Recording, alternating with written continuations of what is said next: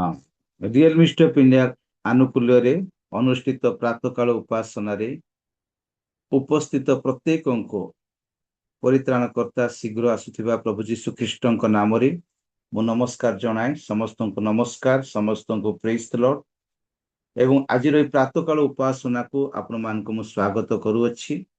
प्रभु आमान को एक सुंदर सुजोग दे अछंती भोर सकाळो उठु उठु प्रथम स्थान प्रभु को देवा पाई।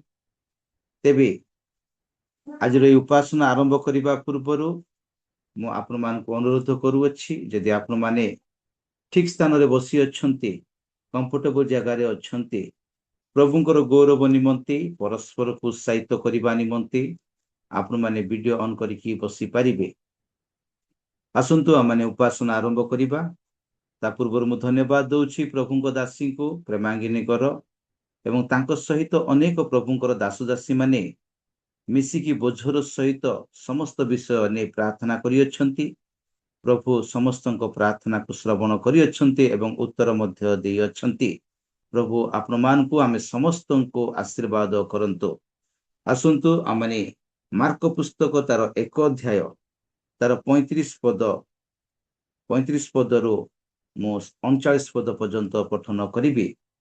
प्रभुंक वाक्य रे प्रकार लेखा अछि, पाहांतिया समय रे अंधार थाउ थाउ से उठी, से कहले जीशु ख्रीष्ट, से उठी बाहरी गले वो गोटे निर्जन स्थान को जाई सेठारे प्रार्थना करिबा को लागिले। आउ सिमोन ओ ताहांक संगी माने ताहांकर अनुसंधान करी साक्षात पाई ताहांकु कहिले समस्ते आपणकर अन्वेषण करुअछंती। सेतिरे जीशु से मानकु कहिले, आस आमे माने अन्य स्थान को अर्थात निकटवर्ती बड़ बड़ ग्राम को जीवा, सेठारे मध्य मु प्रचार करिबी, कारण से उद्देश्य रे मु बाहरी अछि। पुणी जीशु समुदाय गालिली रे भ्रमण करू करू सेमानकर समस्त समाज गृह रे प्रचार कले और भूत मानकु छड़ाइले। प्रभु ए वाक्य पठन एवं श्रवण रे आमे समस्त को आशीर्वाद करंतु। आउ आमने प्रार्थना करिछु, प्रभु आमान को प्रार्थना को श्रवण करियछंती। आउ प्रभु मो जीवन रे आपण मान को जीवन रे आमानकर पारिवारिक जीवन रे जो समस्त आशीर्वाद करियछंती, अनुग्रह करियछंती, दया करियछंती, आउ मंगल दान देयछंती, उक्त समस्त विषय को स्मरण करी प्रभु को आमने धन्यवाद देबा। आ अनुरोध करुअछि आमान को मध्य रे प्रभु को दासी अछंती। आ इवांजलिस्ट प्रवीणा मलिक सिस्टर प्रभु जीशु नाम रे प्रभु को दासी को मु स्वागत करे। प्रभु को दासी सम्मुख को आसीबे, स्तुति आराधनार कार्यक्रम से करिबे। अबे टू Malik sister. Praise the lord आगे। Praise the lord sister please. Praise the lord. सर्वप्रथम सृष्टिकर्ता जीवित परमेश्वर को नाम रे धन्यवाद दिए। सुंदर समय सुजोग पाई ता सहित होस्ट आज्ञा को धन्यवाद दिए। सुंदर सुजोग देथिबारु जो मोरे उपस्थित होइतिबा प्रत्येक प्रिय प्रभुंकर दास दासी मानको प्रेज द लॉर्ड नमस्कार। आसंतु इस पाहत्या समय रे सकाळर नूतन दिन आरंभ रे आमे समस्त एकत्रित होइछे परमेश्वरंकर गौरव करिबा, तांकर महिमा करिबा। वास्तव रे जो परमेश्वर को दया आम सहित अच्छी नूतन दिन रे पाद रखी आम मानक निश्वास सुरक्षित रखिछन्ते। आम मानकर प्रेमी परमेश्वर जहाँकर दया रे आम मानकर जीवन से दया परमेश्वरंकर आमे महिमा करिबा, तांकर गौरव करिबा। दया परे दया करिछ मति प्रभु, दयारे मु पाइछि सबु।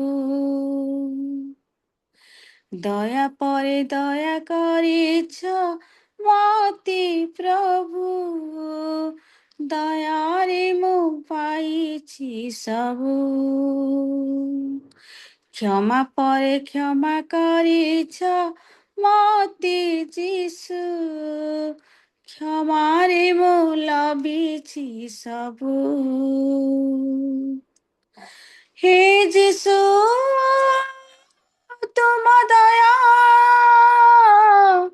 मो पाई बड़ा प्रभु। हे जीशु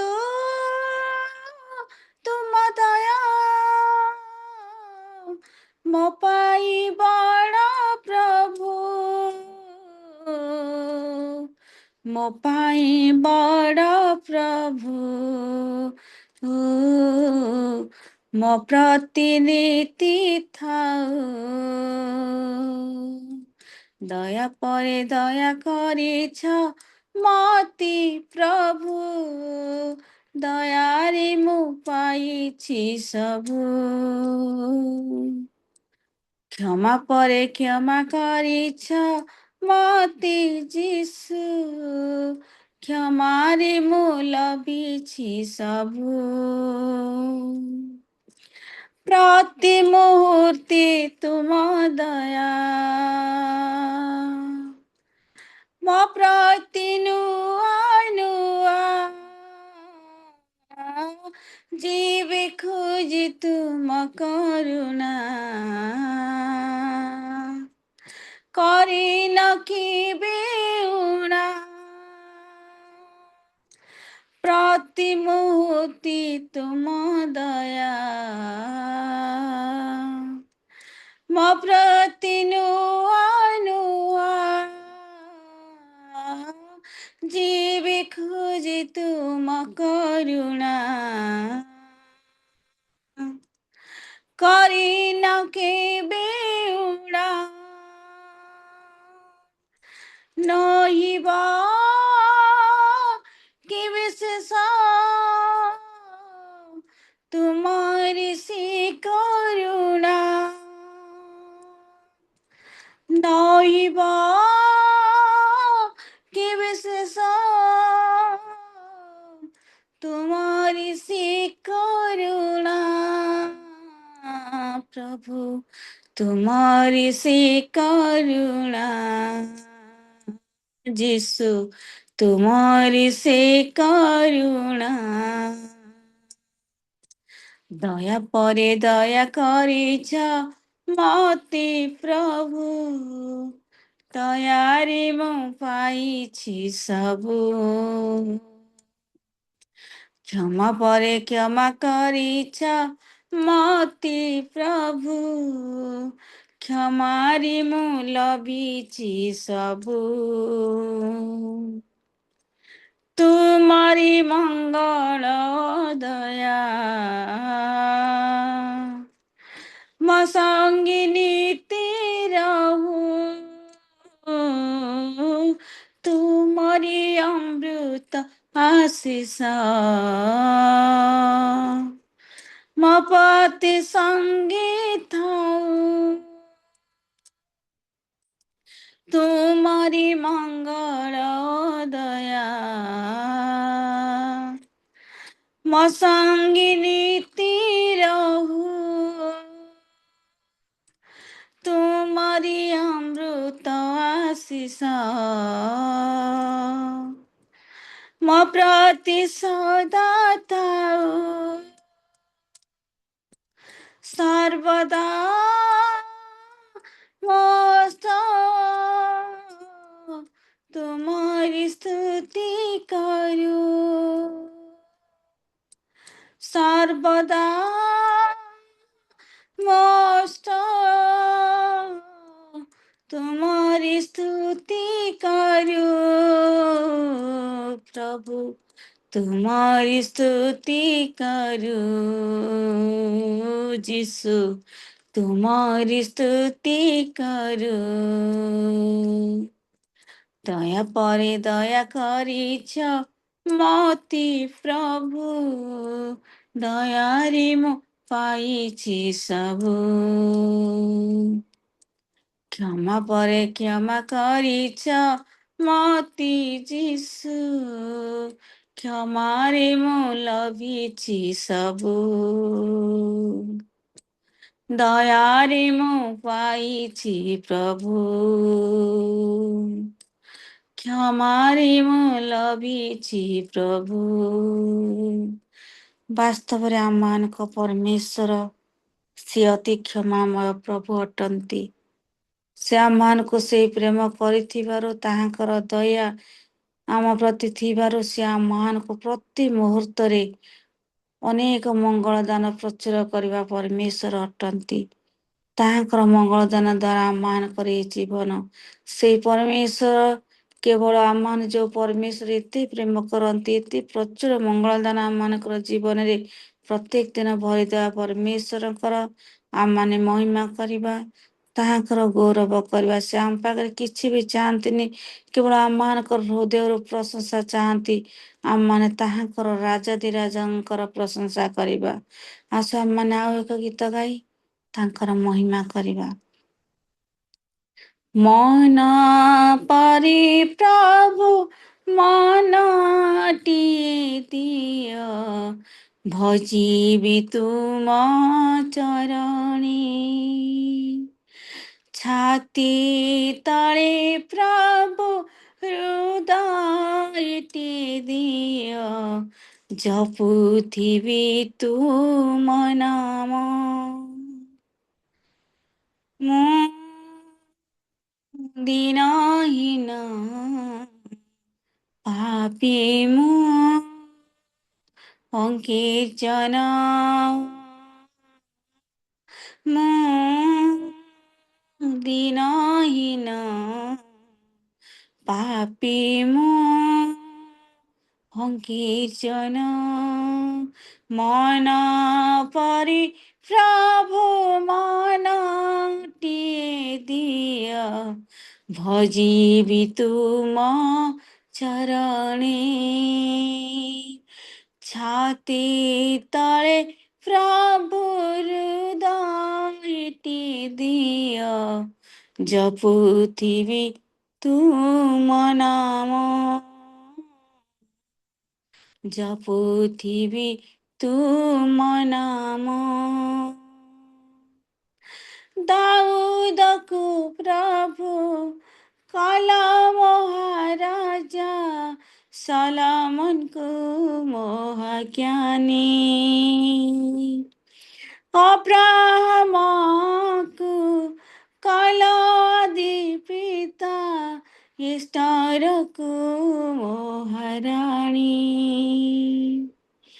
ଅବ୍ରାହମକୁ କଲ ଆଦି ପିତା, ସଲୋମନକୁ ମହାଜ୍ଞାନୀ।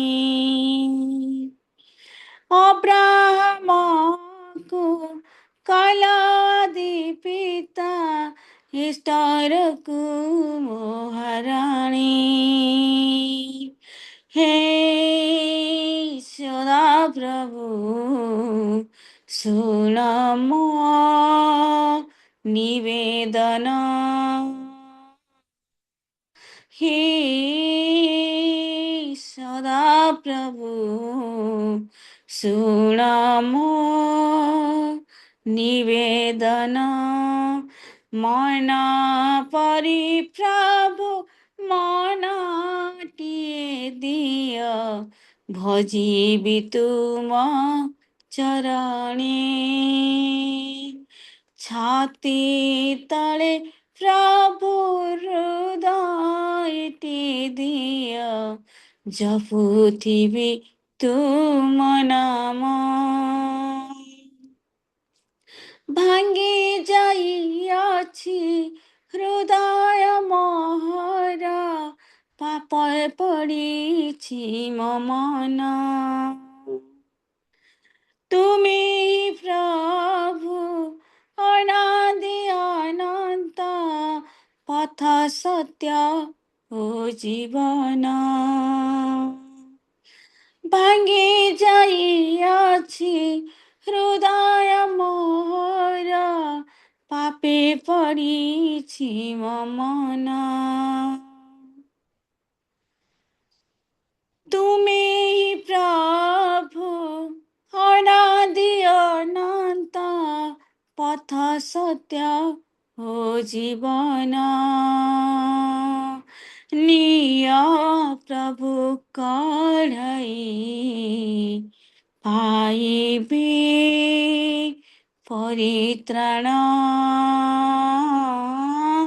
ନିଅ ପ୍ରଭୁ କଢ଼ାଇ, ପାଇବି ପରିତ୍ରାଣ। ମନ ପରି प्रभु माना की दियो भजिबी तुम चरणी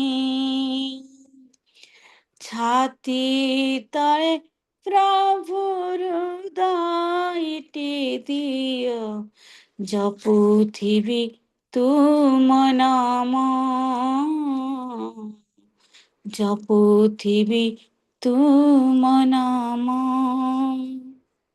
ବାସ୍ତବରେ ଆମମାନଙ୍କ ମନ ଆତ୍ମା ହୃଦୟ ଯେତେ ପରମେଶ୍ୱରଙ୍କ ତଳେ ସମର୍ପିତ କରିବା ପ୍ରଭୁ ସେତେ ଆମମାନଙ୍କୁ ଏକ ନୂଆ ବଳ ନୂଆ ଶକ୍ତି ଦେଇ ସେ ଆମମାନଙ୍କୁ ପାଖରେ ରଖିବେ ତାହାଙ୍କ ନିମନ୍ତେ ବ୍ୟବହାର କରିବେ।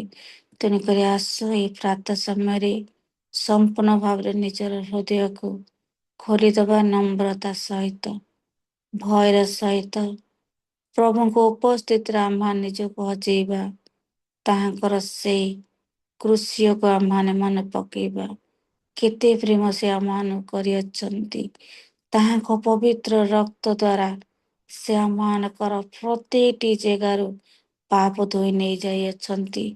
ଆମର ପାପକୁ ସେ ସମ୍ପୂର୍ଣ୍ଣ ତାହାଙ୍କର ସେ ରକ୍ତ ଦ୍ୱାରା ଧୌତ କରିବା ପରମେଶ୍ୱର ଅଟନ୍ତି। ତେଣୁକରି ଆସ ଏ ସମୟରେ ଆମେ ଗୋଟିଏ ଗୀତ ଗାଇ ଆଜିର ଆରାଧନାକୁ ଆମେ समाप्त କରିବା। खुद को मैं देता हूँ पूरे दिल से अर्पण करता हूँ खुद को मैं देता हूँ पूरे दिल से अर्पण करता हूँ कुंभार के हाथों में बर्तन समान मुझको बना दे तो मेरे प्रभु मैं थकना न जाऊं प्रभु इस जिंदगी में कभी जब तक जाने प्रभु संग तेरे रहना है मैं थकना न जाऊं प्रभु इस जिंदगी में कभी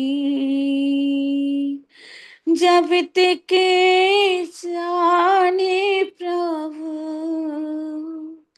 संग तेरे रहना है अनुग्रह दे तेरे आत्मा से ताकि बना रहूं मैं सर्वदा अनुग्रह दे तेरे आत्मा से ताकि बना रहूं मैं सर्वदा अपने जान दिए तूने यीशु मैं तेरा हूँ अपने जान दिए तूने यीशु मैं तेरा हूँ पीछे ना हट जा प्रभु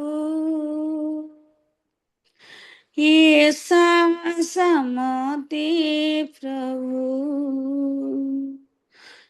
उधार की घोषणा करेने सामसी मुझको तू भर दे प्रभु उधार की घोषणा करेने सामसी मुझको तू भर दे प्रभु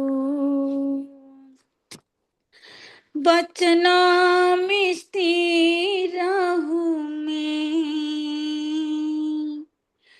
यीशु तेरा ने तके, तुझसे लिपटा रहूं मैं, यीशु तो काफी मुझे, वचनों में स्थिर रहूं मैं, यीशु मैं तेरा हूँ, तुझसे लिपटा रहूं मैं, यीशु तू काफी मुझे, खुद को मैं देता हूँ, पूरे दिल से अर्पण करता हूँ, खुद को मैं देता हूँ, पूरे दिल से अर्पण करता हूँ, कुंभार के हाथों में बर्तन समान, मुझको बना दे तू मेरे प्रभु। हाँ पिता परमेश्वर प्रभु, मंगलकारी मंगलमय राजा, ଯାହାଙ୍କର ମଙ୍ଗଳ ଦ୍ୱାରା ଏ ଜୀବନ, ଯୋଉ ମଙ୍ଗଳ ଦାନ ଆମମାନଙ୍କର ଜୀବନରେ ତୁମେ ଭରୁଅଛ ପରମେଶ୍ୱର, ସେଇ ମଙ୍ଗଳ ଦାନରେ ଆମମାନେ ଜଗତରେ ବସବାସ କରିବାର ପ୍ରଭୁ ସାହସ ଶକ୍ତି ପାଉଅଛୁ ପ୍ରଭୁ। ହେ ମଙ୍ଗଳକାରୀ ମଙ୍ଗଳ ଅନୁଗ୍ରହକାରୀ ପରମେଶ୍ୱର ପ୍ରଭୁ, ଦୁର୍ଦିନ ସମୟରେ ଦୁର୍ଦିନ ଜଗତ ମଧ୍ୟରେ ଆମମାନେ ଚାଲିଅଛୁ ପ୍ରଭୁ, ତୁମେ ଦୟା କର, ଅନୁଗ୍ରହ କର ସଦା ସର୍ବଦା, ଯେପରି ପ୍ରଭୁ ଆମେ ତୁମଠାରେ ପ୍ରଭୁ ମନ ଆତ୍ମା ପ୍ରାଣ ଦେଇ ତୁମକୁ ଧନ୍ୟବାଦ ଦେଇ ଚାଲିବୁ, ତୁମେ ସାହାଯ୍ୟ କର ପ୍ରଭୁ। ତୁମେ ମହିମା ପାଇବା ପାଇଁ ଏକମାତ୍ର ବିଶ୍ୱସ୍ତ ପରମେଶ୍ୱର ଅଟ। ତୁମର ଦୟାରେ ପ୍ରଭୁ, ତୁମ ଦୟା ପ୍ରଭୁ ଆମମାନେ ପ୍ରକାଶ କରିବା ପାଇଁ ପ୍ରଭୁ କୌଣସି ବି ଶବ୍ଦ ନାହିଁ ପ୍ରଭୁ। ତୁମ୍ଭରେ ଦୟାରେ ଆମମାନଙ୍କର ନିଶ୍ୱାସ, ତୁମ୍ଭରେ ଦୟାରେ ଆମମାନଙ୍କର ଜୀବନ, ତୁମ୍ଭରେ ଦୟାରେ ପ୍ରଭୁ ତୁମ ଚରଣକୁ ଆସିପାରୁଅଛୁ ପ୍ରଭୁ। ଏ ପ୍ରକାର ଦୟା, ଏ ପ୍ରକାର ପ୍ରେମ କିଏ ବା ଆମମାନଙ୍କୁ କରିପାରିବ ପ୍ରଭୁ। ପ୍ରାତଃ ସମୟରେ ଆମମାନଙ୍କର ଦିନ ଆରମ୍ଭ ପୂର୍ବରୁ ତୁମର ନିକଟବର୍ତ୍ତୀ ହେଉଅଛୁ ପ୍ରଭୁ। ତୁମେ ମୋ ଜୀବନରେ, ପରିବାର ଜୀବନରେ ଆମେ ଯେତେ ଜଣ ତୁମ ଚରଣ ତଳେ ପ୍ରଭୁ ଆଶା ନେଇ ବସିଅଛୁ, କାହାରିକୁ ବି ତୁମେ ଖାଲି ହସ୍ତରେ ଫେରିବା ପରମେଶ୍ୱର ନୁହଁ ପ୍ରଭୁ। ତୁମେ ସମସ୍ତଙ୍କ ହସ୍ତକୁ ପୂର୍ଣ୍ଣ କରି ଫେରିବା ପ୍ରଭୁ ଅଟ ପ୍ରିୟ ପରମେଶ୍ୱର। ପ୍ରାତଃ ସମୟରେ ପ୍ରଭୁ ପ୍ରତ୍ୟେକଙ୍କୁ ଗୋଟେ ଏକ ଆତ୍ମିକତା ମନ ଦିଅ, ଆତ୍ମିକତା ହୃଦୟ ଦିଅ ପ୍ରଭୁ। ସମସ୍ତେ ନିଜକୁ ନମ୍ରତା ସହକାରେ ତୁମଠାରେ ସମର୍ପିତ ଆମେ ହବୁ। ତୁମେ ଦୟା କର ପ୍ରଭୁ। ତୁମେ ଯେ ପ୍ରକାର ହୃଦୟ ଥିଲା ପ୍ରଭୁ ଆମମାନଙ୍କର ହୃଦୟକୁ ସେଇ ପ୍ରକାର କର ପରମେଶ୍ୱର ପ୍ରଭୁ। ଆମମାନଙ୍କର ଜାଗତିକ ଜୀବନରେ ଆମେ ଅନେକ କାର୍ଯ୍ୟ କରି ଥକି ଯାଉ ପରମେଶ୍ୱର, କିନ୍ତୁ ପ୍ରଭୁ ତୁମେ ପିତା ପରମେଶ୍ୱର, ତୁମ ଯୋଜନା ବିଭିନ୍ନ ପ୍ରକାର ପ୍ରଭୁ। ତୁମେ ହିଁ ତୁମର ସନ୍ତାନ ମାନଙ୍କ ଦ୍ୱାରା ତୁମର ସନ୍ତାନ ମାନଙ୍କୁ ଡାକି ଆଣିଥାଅ ପରମେଶ୍ୱର। ତେ ପ୍ରକାର ପ୍ରଭୁ ପିତା, ତୁମେ ଆମମାନଙ୍କର ଜୀବନରେ ଆସିଅଛ, ଆମ ଜୀବନକୁ ତୁମେ ଧନ୍ୟ କରିଅଛ। ଧନ୍ୟବାଦ, ମହିମା, ପୂଜା, ପ୍ରଶଂସା ତୁମର ହଉ ପ୍ରଭୁ। ମଙ୍ଗଳମୟ ରାଜା, ପ୍ରାତଃ ସମୟରେ ମୋ ଅଯୋଗ୍ୟ ଦିନହୀନ, କୌଣସି ଉତ୍ତମତା ମୋ ପାଖରେ ନାହିଁ ତୁମ ସିଂହାସନ ସମ୍ମୁଖରେ ମୋର ମସ୍ତକ ଉଠାଇବା ପାଇଁ, କିନ୍ତୁ ପ୍ରଭୁ ତୁମରି ନାମରେ ପ୍ରଭୁ ତୁମେ ମୋତେ ଦୟା କଲ, ଆଜି ଅଯୋଗ୍ୟକୁ ସୁଯୋଗ ସମୟ ଦେଲ ତୁମର ଆରାଧନା କରିବା ପାଇଁ ଧନ୍ୟବାଦ ଦେଉଅଛି। ଏ ସମୟରେ ପ୍ରଭୁ ମନ ଆତ୍ମା ପ୍ରାଣକୁ ତୁମ ଚରଣରେ ସମର୍ପିତ କରୁଅଛି ପ୍ରଭୁ। ତୁମେ ଆମର ପ୍ରତ୍ୟେକଟି ସହପତି ହୁଅ, ଢାଲ ହୋଇ ପବିତ୍ର ଆତ୍ମା ତୁମେ ଆମ ଗହଣରେ ଅଛ ପ୍ରଭୁ। ବାକ୍ୟ ଦ୍ୱାରା ମଧ୍ୟ ଆମମାନଙ୍କୁ ପରିତୃପ୍ତ କରା ପରମେଶ୍ୱର ପ୍ରଭୁ। ତୁମେ ଦୟା କର, ତୁମ ପାଦ ତଳେ ପ୍ରତ୍ୟେକ ପ୍ରଭୁ ସମର୍ପିତ ହୋଇ ଧନ୍ୟବାଦ ଦେଇ ଏହି କ୍ଷୁଦ୍ର ନିବେଦନ କେବଳ ଉଦ୍ଧାରକର୍ତ୍ତା प्रेमी परमेश्वर प्रिय प्रभु नाम रे मागे प्रभु आमीन आमीन। Praise the Lord. आज्ञा धन्यवाद।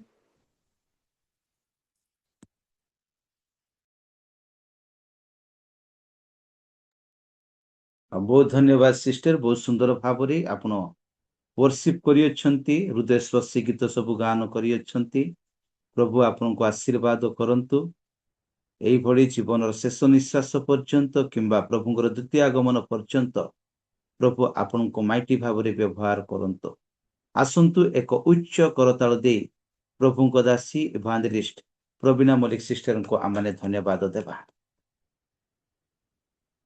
आ वर्तमान आमनकर कार्यसूची अनुसार अनाउंसमेंट अच्छी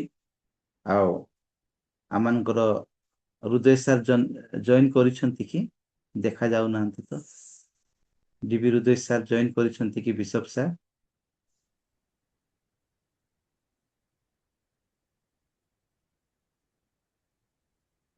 हाँ सर, सार अच्छंती। Thank you sir. नमस्कार सर। तेबे एई समय रे आमने अनाउंसमेंट अच्छी, अनाउंसमेंट सहित आ बर्थडे कार्यक्रम आमने करिबा, बर्थडे सेलिब्रेशन करिबा। आमे समस्तंकर अति प्रिय प्रिय प्रभुंकर दास आ बिशप डीबी हृदय सारंकर आज जन्मदिन। प्रभु तांको 75 वर्ष 75 इयर्स कंप्लीट हेबारे प्रभु साहाय्य करि अछंती। आओ मु तांको विषय रे जहा मु कहिबी ताहा बोधे कम हेबो। मु जेते बेले आओ मयूरभंज रे सेवा कार्य करूथिली आ प्रभुंकर दासंकर से अनुष्ठान को प्राय मीटिंग अटेंड करिया पे मु जाउथिली। आ प्रभुंकर दास अति सुंदर भावरे आ से टीचिंग दियंती। तांकर जो टीचिंग, तांको जो शिक्षा थरे सुनिले मन रे प्रिंट हेकी रही जाए। आ प्रभु तांको बहुल भाव रे व्यवहार करूछंती। केवल बालेश्वर जिला ताहा नुहे, आ बालेश्वर जिला ता सहित ओडिशा, ओडिशा बाहर भारत, भारत बाहर प्रभु तांको माइटी भाव रे व्यवहार करू अछंती। आ आज आमे तांको पाई कि बहुत खुशी अछु। तेबे आसंतु आमान को मध्यरी रियल मिनिस्ट्री ऑफ इंडिया रो पंचम गेट टुगेदर रो सभापति रेवरेंड प्रमोद परिचा सार अछंती। और रेवरेंड प्रमोद परिचा सार को प्रभु जीशु को नाम रे मु स्वागत करी प्रभु को दास सम्मुख को आसीबे। आओ अनाउंसमेंट सहित आजिर बर्थडे सेलिब्रेशन को कंडक्ट करिवे। परिचा सार आपण आगो को आसंतु एवं बर्थडे सेलिब्रेशन करंतु सर। उपस्थित आजिर वक्ता विश्व आज्ञा एवं अन्य समस्त मोर आंतरिक नमस्कार। विशेष प्रभु को धन्यवाद देवी। बिशप को जन्मदिन को मु शुभेच्छा ज्ञापन करुच्ची। प्रभु तांको अनुग्रह करी ए पर्यंत आनिछंती एवं से जन्मदिन पालन करिया पाए आम रियल मिनिस्ट्री माध्यम रे ए जन्मदिन को पालन करिया पाए गोटे सुंदर सुयोग पाइथिबारु मु भाबुची आमे रियल मिनिस्ट्री तरफ आमे निजे को निजे भाग्यवान मन करछु। प्रभु से प्रकार दासों को ए जन्मदिन पालन करिया पाए आमे सुयोग पाइछु। खाली बालेश्वर रही प्रभुंकर सेवा कार्य करछंती बोली मु एटा कोने से गजपति सहित अति जड़ित। मु छोट अवस्थारु आ सारंकर वाक्य सहित तांको मु देखि कि आसुची। गजपति सहित एते जड़ित अछंती तांको सेवा कार्य रे। अनेक सभा समिति रे अनेक मंडली सहित से संयुक्त अछंती। जे जहां को पचारिबो जे हम सार बिशप सर ना कहले समस्त प्राय गजपति रे जानती। मु प्रभु को धन्यवाद दिए से गजपति सहित अति संक्लिष्ट आ से तांकर भाषा तांको कथावार्ता तांकर इत्ते माने उच्च कोटिर माने समस्त पिला भला भाषा रे व्यवहार के कथावार्ता करते। बड़ सहित बड़ भाव व्यवहार करते। तांको भाषा अति मधुर। प्रभु से प्रकार तांको व्यवहार करछंती। ताहापरे मु देखुची जे देखि देखि आसुची जे जेते प्रभुंकर दास को जेतेले देखु तांको मुख सबले उज्जवलतर मु सबले देखे हस हस हस हस बदन से सबले कथा कहते। प्रभु ताकू से प्रकार माइटी भावे व्यवहार करूछंती। तेणु मु प्रभु को धन्यवाद देवा संगे प्रभुंकर दासों पई आमे आसंतु आ समस्ते प्रभु तांको ए प्रकार व्यवहार करथिबा प्रभुंकर गौरव निमते आसंतु गोटे उच्च करताल देबा। Thank you. Prabhu Thank you. तांको Thank you. Mighty Bhave Praise the व्यवहार Lord. करूछंती। ଆଉ ତାଙ୍କର ଜନ୍ମଦିନକୁ ସମସ୍ତେ ଶୁଭେଚ୍ଛା ଜଣେଇବା ମୁଁ ଅନୁରୋଧ କରିବି। ଆଉ ଗୋଟେ ମିନିଟ୍ ଖାଲି ସାର୍ଙ୍କୁ ଶୁଭେଚ୍ଛା ଜଣେ ଜଣେ ଜଣାନ୍ତୁ।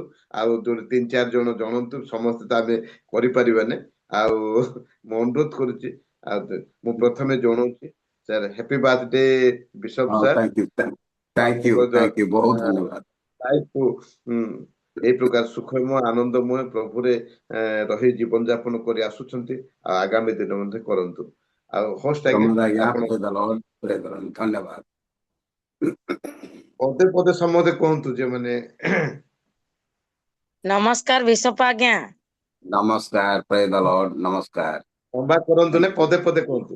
ଅନେକ ଲୋକ ପ୍ରଭୁ ଆଶୀର୍ବାଦ କରନ୍ତୁ। 75 ବର୍ଷ ଆପଣଙ୍କର ହେଇଗଲା। ଆଉ ଥ୍ୟାଙ୍କ ୟୁ। ଆଉ ଯେତିକି ସମୟ ଆପଣ ପ୍ରଭୁଙ୍କ ନିକଟରେ ଅଛନ୍ତି କିମ୍ବା ତାଙ୍କର କାର୍ଯ୍ୟ କରୁଛନ୍ତି, ପ୍ରଭୁ ଆପଣଙ୍କୁ ଆହୁରି ବଳ ରୂପ ଆଶୀର୍ବାଦ କରନ୍ତୁ। ଆହୁରି ସେବା କାର୍ଯ୍ୟ କରି ଆଗେଇ ନିଅନ୍ତୁ। ଥ୍ୟାଙ୍କ ୟୁ, ବହୁତ ଧନ୍ୟବାଦ ଭଉଣୀ, ଥ୍ୟାଙ୍କ ୟୁ। ନମସ୍କାର, ପ୍ରେଜ୍ ଦ ଲର୍ଡ। ନମସ୍କାର, ପ୍ରେଜ୍ the lord, praise the Lord. many happy returns of the day, happy birthday, ଜନ୍ମଦିନର ଅନେକ ଶୁଭକାମନା ଆପଣଙ୍କୁ ଦଉଅଛୁ। ଭାଇ, ପ୍ରେଜ୍ the lord, praise the lord, thank you. Happy birthday to you. Happy birthday, my dear sir. Happy birthday to you. Thank you, thank you, thank you.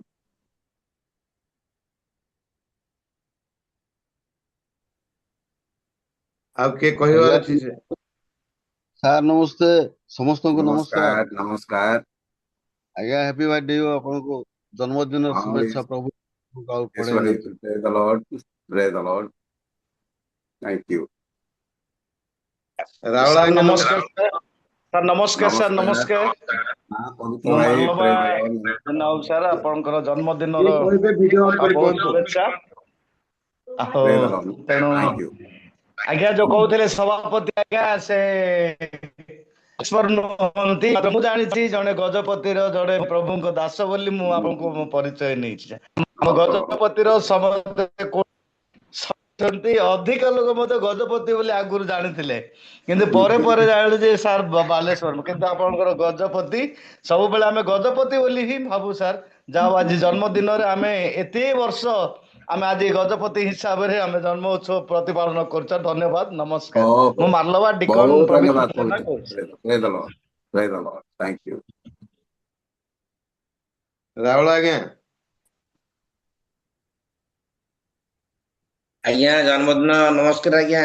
ହଁ ନମସ୍କାର ରାହୁଲ ବାବୁ, ପ୍ରଧାନ ବାବୁ ନମସ୍କାର। ଆଜ୍ଞା। ରାଜେଶ ବାବୁ ଭଲ ଅଛନ୍ତି? ଆଜ୍ଞା ଭଲ ଅଛି ଆଜ୍ଞା। ଆପଣ ମାନେ ପ୍ରାର୍ଥନା, ଯାହା ଗୋଟେ ଭଲ ଦିନରେ ଆମମାନଙ୍କୁ ପାଖକୁ ଆସିଲେ ବହୁତ ଖୁସି ଲାଗିଲା। ଏ ନୂତନ ବର୍ଷ ସମସ୍ତ ମଙ୍ଗଳ ଆପଣଙ୍କ ଜୀବନରେ ପ୍ରଭୁ ଯୋଗ କରିଦିଅନ୍ତୁ। ହଉ ବହୁତ ଧନ୍ୟବାଦ, ଥ୍ୟାଙ୍କ ୟୁ। ଆଜ୍ଞା ନମସ୍କାର ଆଜ୍ଞା। ନମସ୍କାର। ରାହୁଲ ଆଜ୍ଞା ଟିକେ କୁହନ୍ତୁ। ଯେଉଁ ପରମେଶ୍ୱର ପ୍ରଭୁଙ୍କର ଦାସ ଭାବରେ ମନୋନୀତ କରିଅଛନ୍ତି, ଆହ୍ୱାନ କରିଅଛନ୍ତି, ଆଜି ସେଇ ଦାସ ଡିବି ହୃଦୟଙ୍କର ଜନ୍ମ ତିଥିରେ ମୁଁ ସଦା ପ୍ରଭୁଙ୍କୁ ଧନ୍ୟବାଦ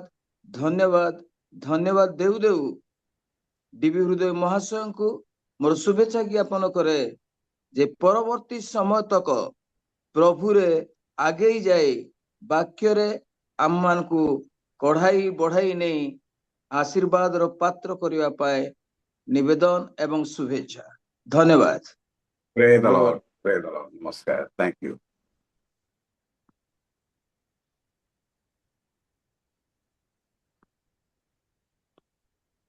ଆଉ ମା ମାନେ କି କହିବେ କି? ଆଜ୍ଞା ନମସ୍କାର। ହଁ ନମସ୍କାର, ପ୍ରେଜ୍ ଦ ଲର୍ଡ ମା, ପ୍ରେଜ୍ ଦ ଲର୍ଡ।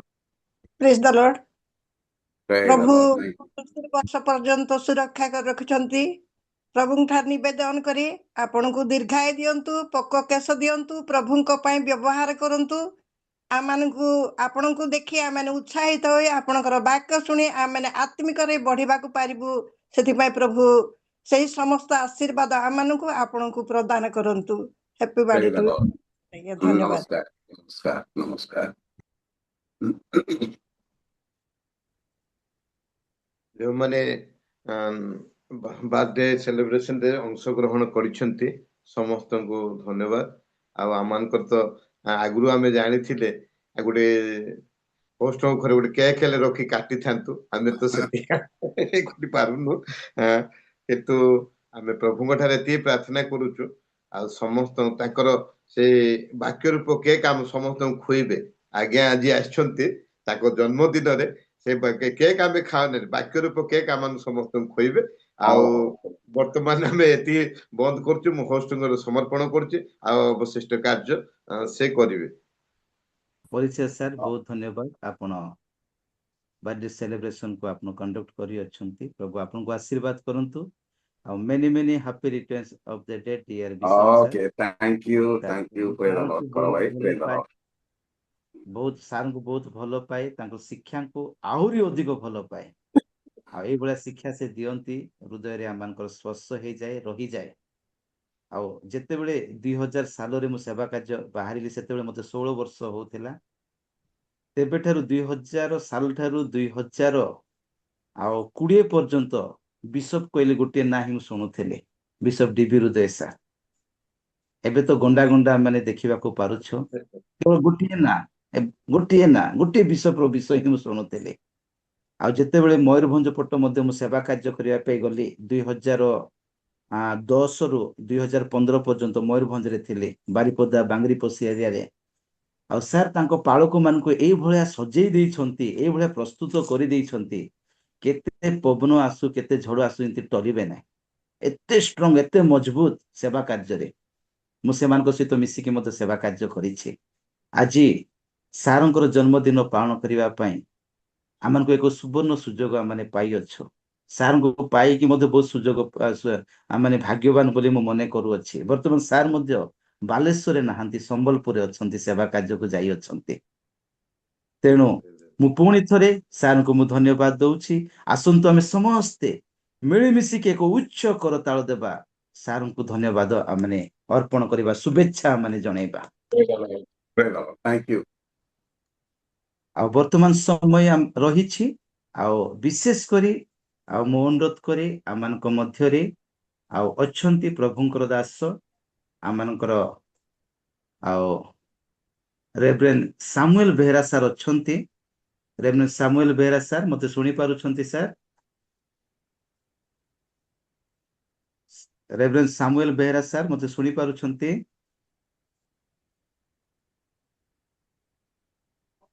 ଆଉ ରେଭରେଣ୍ଡ ଲାଭବାନ ରାଉଳ ସାର୍ ଅଛନ୍ତି? ହଁ ସାର୍। ହଁ ସାର୍ ନମସ୍କାର। ନମସ୍କାର। ସାର୍ ଆପଣ ପ୍ରାର୍ଥନା କରନ୍ତୁ ବିଶପ ସାର୍ଙ୍କ ପାଇଁ, ତାଙ୍କ ପରିବାର ପାଇଁ, ତାଙ୍କ ସେବା କାର୍ଯ୍ୟ ପାଇଁ, ତାଙ୍କର ଅନୁଷ୍ଠାନ ପାଇଁ, ଏବଂ ବର୍ଷିପ କରିଥିବା ପ୍ରଭୁଙ୍କ ଦାସୀ ଆଉ ଆମଙ୍କର ମଲ୍ଲିକ ସିଷ୍ଟରଙ୍କ ପାଇଁ, ତାଙ୍କ ସେବା କାର୍ଯ୍ୟ, ତାଙ୍କ ପରିବାର ପାଇଁ, ଏବଂ ଜୁମ୍ରେ ଉପସ୍ଥିତ ହୋଇଥିବା ଆମେ ପ୍ରତ୍ୟେକ ବ୍ୟକ୍ତି ବିଶେଷଙ୍କ ପାଇଁ, ପ୍ରତ୍ୟେକ ପରିବାର ପାଇଁ, ଏବଂ ରିଏଲ ମିନିଷ୍ଟ୍ରି ଅଫ୍ ଇଣ୍ଡିଆର 5ମ ଗେଟ୍ ଟୁଗେଦର ଚଳିତ ବର୍ଷ ଜୁନ ମାସ 2, 3, 4 ବମ୍ବେରେ ଅନୁଷ୍ଠିତ ହେବ। এই ପ୍ରୋଗ୍ରାମର ସଫଳତା ନିମନ୍ତେ ମଧ୍ୟ ପ୍ରାର୍ଥନାରେ ସ୍ମରଣ କରନ୍ତୁ ସାର୍। ତାପରେ ଆମେ ବାକ୍ୟ କରିବା ପାଇଁ ଯିବା। ଆସନ୍ତୁ ଆମେ ପ୍ରାର୍ଥନା କରିବା। ସର୍ବୋପରିସ୍ଥ ସଦାପ୍ରଭୁ ପରମେଶ୍ୱର, ଆମେ ତୁମର ଧନ୍ୟବାଦ ଦେଉଛୁ, ଗୁଣାନୁବାଦ କରୁଅଛୁ। ପ୍ରଭୁ, ତୁମ ନିରୂପିତ ଅଭିଷିକ୍ତ ଦାସ ଦିବ୍ୟ ହୃଦୟଙ୍କୁ ତୁମେ ଅନୁଗ୍ରହ କରି 75 ବର୍ଷର ପଦାର୍ପଣ କରିବା ପାଇଁ ସୁଯୋଗ ପ୍ରଦାନ କଲ। ହେ ପ୍ରଭୁ ପରମେଶ୍ୱର, ଏରସ ବୃକ୍ଷ ଯେଭଳି ଭାବରେ ଶାସ୍ତ୍ରୀୟରେ ଅନୁମୋଦିତ, ପୁଣି ତାହା ଉତ୍ତମ ଏବଂ ବ୍ୟବହାର୍ଯ୍ୟ, ସେଇଭଳି ଭାବରେ ପ୍ରଭୁ ତୁମ ଦାସଙ୍କୁ ତୁମ ସେବାର୍ଥେ ବ୍ୟବହାର କରି ଆଣୁଅଛ। ପୁଣି ତାଙ୍କୁ ବୃକ୍ଷର ନାହିଁ ରଖିଅଛ ଅଦ୍ୟାବଧି। ଏଣୁ ଆମେ ଧନ୍ୟବାଦ ଦେଉଅଛୁ। ପ୍ରାର୍ଥନା କରୁଛୁ ବିଶେଷ ଭାବରେ ତାଙ୍କର ସେବା ଜୀବନ ନିମନ୍ତେ। ପ୍ରଭୁ, ତୁମେ ଯାହାଙ୍କୁ ଆହ୍ୱାନ କରିଥାଅ ସଦା ସର୍ବଦା ତାର ଚତୁଃପାର୍ଶ୍ୱ ବାଡଗଡ ହୋଇ ପ୍ରତିକୂଳତରୁ ରକ୍ଷା କରିବା ସହିତ ସୁସ୍ଥ ସବଳତା ଦେଇ ତୁମେ କଢାଇ ଦେଇଥାଅ। ପ୍ରାର୍ଥନା କରୁଛୁ ଯଦିଓ ତାଙ୍କର ସେବା କାର୍ଯ୍ୟ ବାଲେଶ୍ୱରରେ ତଥାପି ଆଜି ସେ ସମ୍ବଲପୁରରେ ଅଛନ୍ତି। ଆମେ ପ୍ରାର୍ଥନା କରୁଛୁ ପ୍ରଭୁ ଶକ୍ତିଯୁକ୍ତ ଭାବରେ ତାଙ୍କୁ ତୁମେ ବ୍ୟବହାର କରି ତୁମ ଗୌରବାର୍ଥେ ବ୍ୟବହାର କର ବୋଲି ଆମେ ନିବେଦନ କରୁଅଛୁ। ପ୍ରାର୍ଥନା କରୁଛୁ ତାର ପରବର୍ତ୍ତୀ ସମୟ ତକ ଜୀବନର ଶେଷ ସନ୍ଧ୍ୟା ପର୍ଯ୍ୟନ୍ତ ତୁମେ ତାର ସହବର୍ତ୍ତୀ ପରମେଶ୍ୱର ହୁଅ। ସେବା ଜୀବନ ଦେଇ ତାର ପ୍ରତିଟି କାର୍ଯ୍ୟ ଦ୍ୱାରା ତୁମର ଗୌରବ ପ୍ରକାଶ କର। ପ୍ରଭୁ ଆଗାମୀ ଜୁନ ମାସରେ ଆମମାନଙ୍କର ପଞ୍ଚମ ଗେଟ୍ ଟୁଗେଦର ମୁମ୍ବାଇରେ ହେବାର ଅଛି।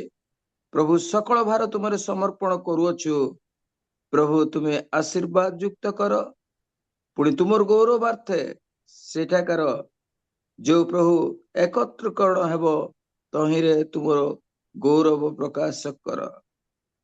ହଁ ପ୍ରଭୁ ଆରାଧନାକାରୀ ନିମନ୍ତେ ମଧ୍ୟ ଆମେ ପ୍ରାର୍ଥନା କରୁଛୁ। ତାଙ୍କୁ ମଧ୍ୟ ତୁମେ ଦୟା କର, ଅନୁଗ୍ରହ କର। ଏହି ସମୟରେ ତୁମରି ଦାସ ଆପଣା ବାକ୍ୟ ନେଇ ପ୍ରଭୁ ଆମମାନଙ୍କୁ ପ୍ରକାଶ କରିବେ। ହେ ପ୍ରଭୁ ତୁମେ ତାର ସହବର୍ତ୍ତୀ ହୁଅ। ଆତ୍ମାଙ୍କର ଶକ୍ତି, ଆତ୍ମାଙ୍କ ଚାଳନା ଦେଇ ତୁମେ ତାଙ୍କୁ ବ୍ୟବହାର କରି ମୁଖପାତ୍ର ହୁଅ।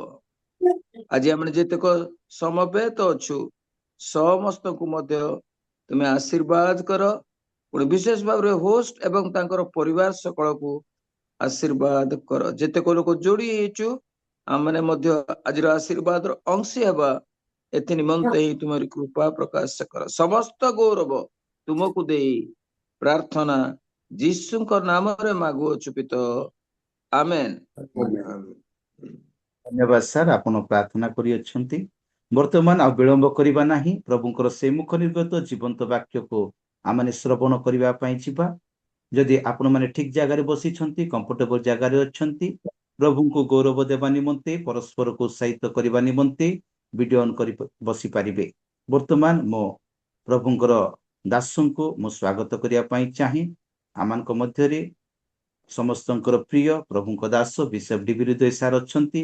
ପ୍ରଭୁ ଯୀଶୁଙ୍କ ନାମରେ ମୁଁ ସମ୍ମୁଖକୁ ଆହ୍ୱାନ କରୁଅଛି, ପ୍ରଭୁଙ୍କ ଦାସ ସମ୍ମୁଖକୁ ଆସିବେ, ପ୍ରଭୁଙ୍କର ସେ ମୁଖ ନିର୍ଗତ ଜୀବନ୍ତ ବାକ୍ୟକୁ ପରିବେଷଣ କରିବେ।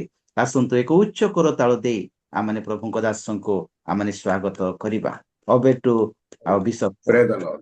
ହଁ, ପ୍ରେଜ୍ ଦ ଲର୍ଡ ସାର୍। ପିଟର ଆଜ୍ଞା ବହୁତ ବହୁତ ଧନ୍ୟବାଦ। ପ୍ରେ ଦ ଲର୍ଡ। ଆପଣ ମାନେ ମୋ ନିମନ୍ତେ ପ୍ରାର୍ଥନା କରିଛନ୍ତି, ସେଥିପାଇଁ ଆପଣ ମାନେ ପ୍ରତ୍ୟେକ ଜଣଙ୍କ ନିକଟରେ ମୁଁ କୃତଜ୍ଞ ଅଟେ।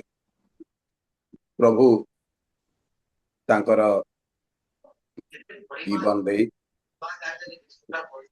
ଦୀର୍ଘ 75 ବର୍ଷ ସୁରକ୍ଷା ଏବଂ ପ୍ରତିପାଳନ କରିଛନ୍ତି। ଅନେକଙ୍କର ପ୍ରାର୍ଥନା ଦ୍ୱାରା ସୁରକ୍ଷିତ ରଖିଛନ୍ତି। ଜୀବନର ଅନେକ ସମସ୍ୟା, ଅନେକ ଆଶୀର୍ବାଦ ମୁଁ ଦେଖିଛି, ତାକୁ ବର୍ଣ୍ଣନା କରିବା ପାଇଁ ସମୟ ନାହିଁ, କିନ୍ତୁ ପ୍ରଭୁଙ୍କ ନିକଟରେ ମୁଁ ଚିରଋଣୀ, କୃତଜ୍ଞ ତାଙ୍କର ଜୀବନ ନିମନ୍ତେ। ଯେହେତୁ এই ଜୀବନ ଦାନ ସେ କରିଛନ୍ତି, এই ଜୀବନ ମୋର ନୁହେଁ, এটা ତାଙ୍କର। ଆଜି ଅଳ୍ପ ସମୟ ଆମେ ପ୍ରଭୁଙ୍କ ବାକ୍ୟରୁ ଶିଖିବା ଯେ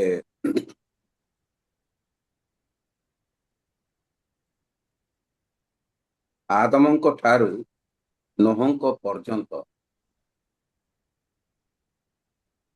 ପ୍ରଭୁ ସମସ୍ତ ପ୍ରାଣୀ ମାନଙ୍କୁ ଉଚ୍ଛିନ୍ନ କଲେ ପୃଥିବୀରୁ।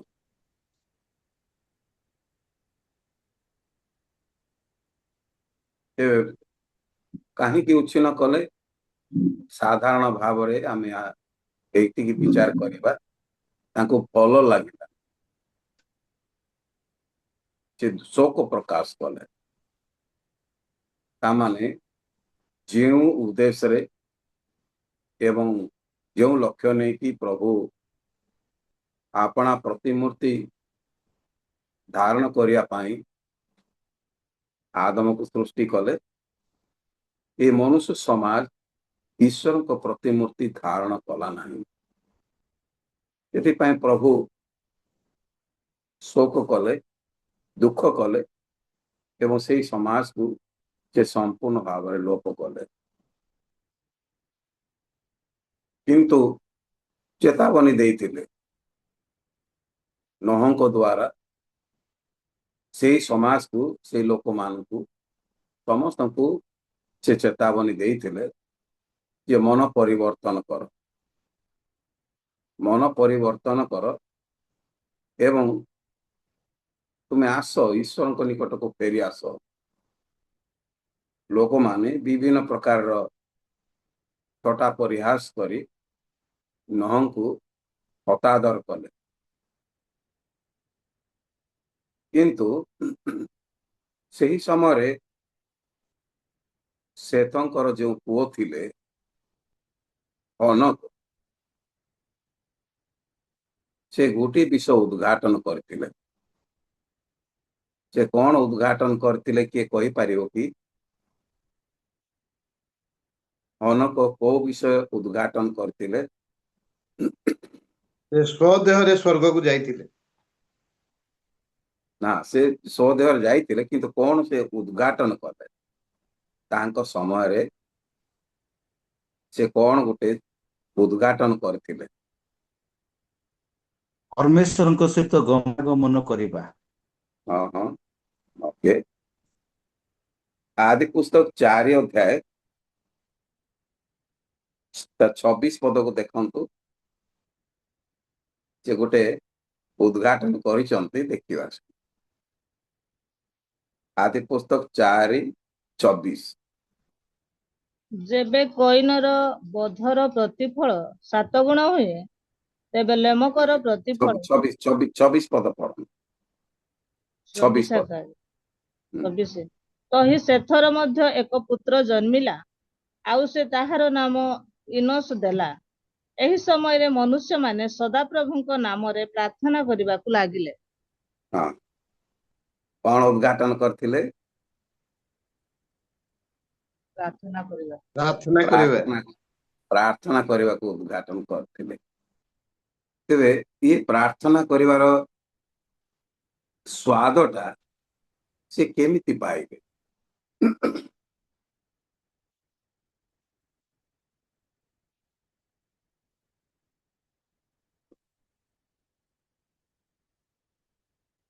ଇଏ କେମିତି ପାଇବେ? ଗୀତ ସଂହିତା 65 ଅଧ୍ୟାୟ 2 ପଦକୁ ଦେଖନ୍ତୁ। ସେଇଥିରେ ଗୋଟେ ସୁନ୍ଦର କଥା ଲେଖା ଅଛି। ଗୀତ ସଂହିତା 65:2। ଆହେ ପ୍ରାର୍ଥନା ଶ୍ରବଣକାରୀ ଯେ ତୁମ୍ଭେ, ତୁମ୍ଭ ହଁ, ନିକଟକୁ ସକଳ ପ୍ରାଣୀ ଆସିବେ। ଓକେ। ଦାଉଦ ତାଙ୍କ ଜୀବନରେ ଏକ ଅଦ୍ଭୁତ ବିଷୟକୁ ସେ ପାଇଛନ୍ତି। ସେ କଣ ପାଇଲେ ସେଇଠି?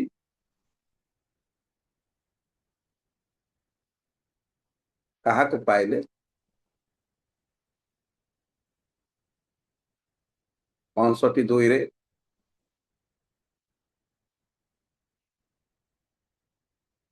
ସକଳ ପ୍ରାଣୀ ସଦାପ୍ରଭୁଙ୍କ ନିକଟକୁ ଆସିବେ। ନାଇଁ, ସେ କାହାକୁ ପାଇଲେ? ଦାଉଦ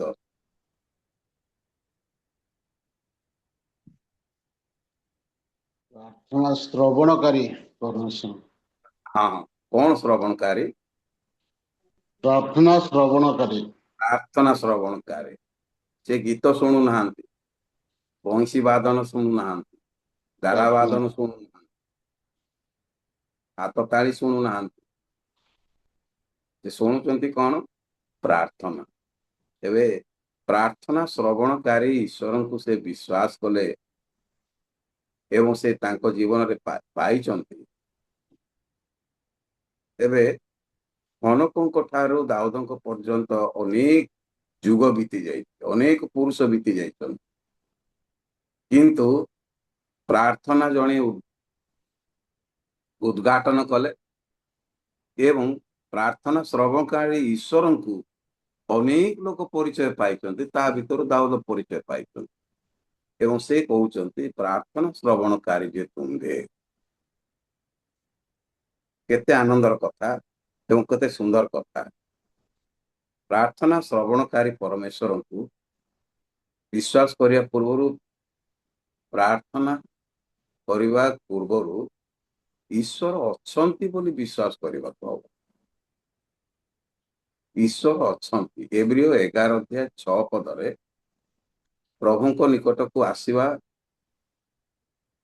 लोक कौन जानिबा दरकार बा कौन विश्वास करवा दरकार एब्रियो 11:6 पद अनुसार कहतु विश्वास पढ़ ଆଉ ବିଶ୍ୱାସ ବିନା ତାହାଙ୍କ ସନ୍ତୋଷ ପାତ୍ର ହେବା ଅସମ୍ଭବ କାରଣ ଈଶ୍ୱର ଯେ ଅଛନ୍ତି ଈଶ୍ୱର ଅଛନ୍ତି ବୋଲି ବିଶ୍ୱାସ କରିବା हाँ कि किए अछंती ଈଶ୍ୱର ଅଛନ୍ତି ईश्वर अछंती दाऊद तांकु को नाम रे अभिहित करिसंती ईश्वर अछंती सेटा एब्रियो लेखक कहउचंती दाऊद कोन कहउचंती ईश्वर अछंती किंतु से किए प्रार्थना श्रवणकारी अछंती से हालेलुया ईश्वर अछंती एटा होची साधारण विश्वास एवं प्रभु तांको ए कथा कहउचंती केवल ईश्वर अछंती एटा तो साधारण कथा एपरिकी भूत माने मध्य विश्वास करंती एवं भूत माने मध्य तांकर विश्वास रे तेमन प्रार्थना करिसंती यीशु को निकट रे तो यीशु से मानकर उत्तर मध्य देइचंती भूत मानकर प्रार्थना मध्य प्रभु उत्तर देइचंती प्रार्थना श्रवणकारी एवं उत्तर दानकारी परमेश्वर से अटंती ते सदा प्रभु को नाम रे जे प्रार्थना उद्घाटन कले वे ईश्वर जे अछंती एई कथा निश्चित भाव रे अनक जानी थिले जे आदम को जे सृष्टि कले से ईश्वर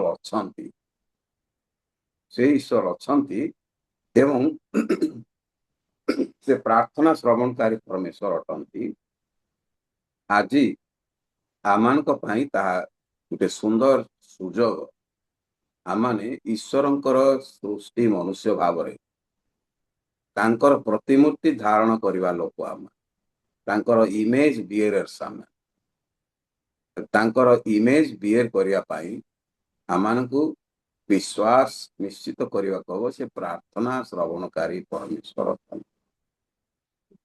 एबे केवल प्रार्थना श्रवणकारी परमेश्वर बोली तांको जानिबा ताम पाई प्रलोभन विषय न हो किंतु तांको सहित अनंत कालीन संपर्क स्थापन करिबा एटा होची सबठारु सौभाग्य जिनिस ए मनुष्य दुर्लभ जीवन रे आमे प्रभु को सहित संपर्क स्थापन करिबा एटा निहाती आवश्यक एवं जे प्रभु अछंती बोली विश्वास करंती से प्रार्थना सुनंती बोली से विश्वास करंती से सदा प्रभु तांकर प्रतिमूर्ति मते देइचंती ताहा मते विश्वास करबा हमकर आवश्यक आमाने तांकर प्रतिमूर्ति एवं तांकर सादृश्य को आम धारण करिछु एवं प्रभुंकर डिजाइन आम भितरे जे प्रत्येक मनुष्य तांकर प्रतिमूर्ति तांकर सादृश्य को धारण कर किंतु शैतान ताको बिगड़े देइछि जे प्रतिमूर्ति ताको बिगड़े देइछि आम भितरे ईश्वरंकर ओरिजिनल प्रतिमूर्ति नाही आमे बिगड़ी जाइछु कारण माने समस्त आपण आपण बाट आड़े चली गलु ईसाया 53 अध्याय अनुसार आमाने समस्त आपण आपण बाट आड़े चली गलु तेणु करी आमानकर प्रतिमूर्ति बिगड़ी जाइछु आमाने ईश्वरंकर जो रूप आमाने पाइथिलु तांको स्वरूप जे पाइथिलु तांकर प्रतिमूर्ति तांको सादृश्य अन्य भाव रे कहबाकू गले तांकर स्वभाव आम भितर जे थिला ता बिगड़ी जाइछि तेबे से स्वभाव को पुनर्स्थापन करिया पाई प्रभु यीशु आसिले प्रभु यीशु शोक कले एवं समाज को लोप कले किंतु द्वितीय समाज नोह ठार जे आरंभ हैला पुणी से समाज आस्ते आस्ते आस्ते आस्ते आस्ते अब्राहम ठारू पुणी बहुगुणित हो गला, असंख्य बालुका सदृश हो गला। वर्तमान पृथ्वीर जनसंख्या आम माने आकलन करिपारिबा बा हमर ओडिशार जनसंख्या आम माने आकलन करिपारिबा 4 कोटी ऊर्ध्व आमर ओडिशार जो जनसंख्या अनुमान करंतु जे केते गुण रे आमने बढ़ी 8 बिलियन लोक संख्या सारा पृथ्वी रे, किंतु सदा प्रभु को न जानिबा अनेक लोक थिले से समय जो माने कि सदा प्रभु को प्रेम करू नथिले, प्रभुकर उपस्थिति को सानिध्य को से माने भल पाउ नथिले, जानि नथिले, जे अनुभूति नथिला। तेबे प्रार्थना श्रवणकारी जे परमेश्वर अछंती, यह जो माने विश्वास करंती, जो माने जानंती, से मानकर आनंद कहले न सरे। जिसाय 56 अध्याय 7 पद को जने पढ़ंतु। जिसाय 56:7। से समस्तଙ୍କୁ ଆପଣ ପବିତ୍ର ମତ ଆଣିବା ଓ ଆମ୍ଭର ସେମାନଙ୍କୁ ଆନନ୍ଦିତ କରିବା। ସେମାନଙ୍କର ହୋମ ବଳି ଓ ପ୍ରାୟଶ୍ଚିତ ବଳି ସବୁ ଆମ୍ଭ ଯଜ୍ଞବେଦୀ ଉପରେ ଗ୍ରାହ୍ୟ ହେବ, କାରଣ ଆମ୍ଭର ଗୃହ ସର୍ବଗୋଷ୍ଠୀୟ ଲୋକମାନଙ୍କ ପ୍ରାର୍ଥନା ଗୃହ ବୋଲି ଖ୍ୟାତ ହେବ। ओके, आपण शेष अंशटा को आउ थरे पढ़ंतु। କାରଣ ଆମ୍ଭର ଗୃହ ସର୍ବଗୋଷ୍ଠୀୟ ଲୋକଙ୍କର ପ୍ରାର୍ଥନା ଗୃହ ବୋଲି ବିଖ୍ୟାତ ହେବ। 5 पद को टिके जांतु। 5 पदरे सुंदर कथा लिखा अछि। ସେମାନଙ୍କୁ ଆମ୍ଭେ ଆମ୍ଭ ଗୃହ ମଧ୍ୟରେ ଓ ଆମ୍ଭ ପ୍ରାଚୀର ଭିତରେ ପୁତ୍ର କନ୍ୟା ଅପେକ୍ଷା ଉତ୍ତମ ଶରଣାର୍ଥକ ସ୍ତମ୍ଭ ଓ ନାମ ଦେବା। ଆମ୍ଭେ ସେମାନଙ୍କୁ ଅନନ୍ତ କାଳସ୍ଥାୟୀ ନାମ ଦେବା, ତାହା କଟା ହେବ ନାହିଁ। ତାହା କଟା ହେବ ନାହିଁ। ବର୍ତ୍ତମାନ ଯେଉଁ ନାମଟା ଆମମାନଙ୍କର ଜୀବନ ପୁସ୍ତକରେ ଲେଖା ହେଇଛି,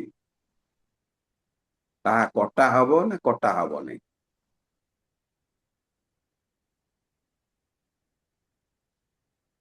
संभावनाटा कौन? କଟା ହବ ନାହିଁ। जो नाम जीवन पुस्तक रे लेखा है ताहा कटा हबो ना कटा हबोनी?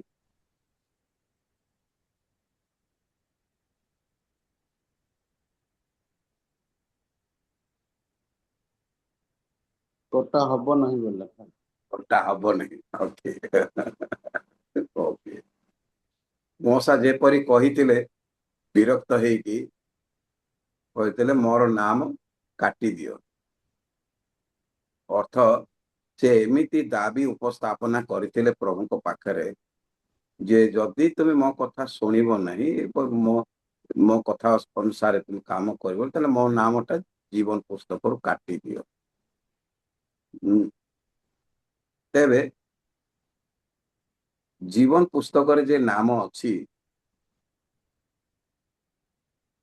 नाम लेखा हेची बोली मो मोर निज इच्छा रे जीवन यापन करिवि, ताहा चलिबो नहीं। माथ्यू 7:21 को देखंतु, सेठी गोटे भयंकर कथा लेखा है। माथ्यू 7:21। ସେମାନେ ପ୍ରଭୁ ପ୍ରଭୁ ବୋଲି ଡାକନ୍ତି, ଏପରି ପ୍ରତ୍ୟେକ ସ୍ୱର୍ଗ ରାଜ୍ୟରେ ପ୍ରବେଶ କରିବେ ନାହିଁ। ମାତ୍ର ଯେ हाँ, आउ थरे पढ़ंतु, सावधान रे पढ़ंतु, बुझिला बेले पढ़ंतु, समस्ते जेपरी ता स्पष्ट है पढ़ंतु। Thank you. मते प्रभु प्रभु ବୋଲି ଡାକନ୍ତି। प्रभु जीशु निजे कहउचंती मते प्रभु प्रभु बोली अनेक लोक डाकुचंती। हाँ, କିନ୍ତୁ ଏପରି ପ୍ରତ୍ୟେକ ସ୍ୱର୍ଗ ରାଜ୍ୟରେ ପ୍ରବେଶ କରିବେ ନାହିଁ। ଏମାନେ କଣ କରିବେ ନାହିଁ? ସ୍ୱର୍ଗ ରାଜ୍ୟରେ ପ୍ରବେଶ କରିପାରିବେ ନାହିଁ। ଆଚ୍ଛା, ଧରନ୍ତୁ ଯୋଉମାନେ ପ୍ରଭୁ ବୋଲି ଯୀଶୁ ବିଶ୍ୱାସ କରିଛନ୍ତି ଏବଂ ତାଙ୍କ ନାମ ଜୀବନ ପୁସ୍ତକରେ ଲେଖା ହେଇଛି, କିନ୍ତୁ ଏଇ ପଦ ଅନୁସାରେ ସେମାନଙ୍କର ଜୀବନ ପୁସ୍ତକରେ ନାମ ଥିଲେ ମଧ୍ୟ ସେମାନଙ୍କର ବିପଦ କଣ ଅଛି?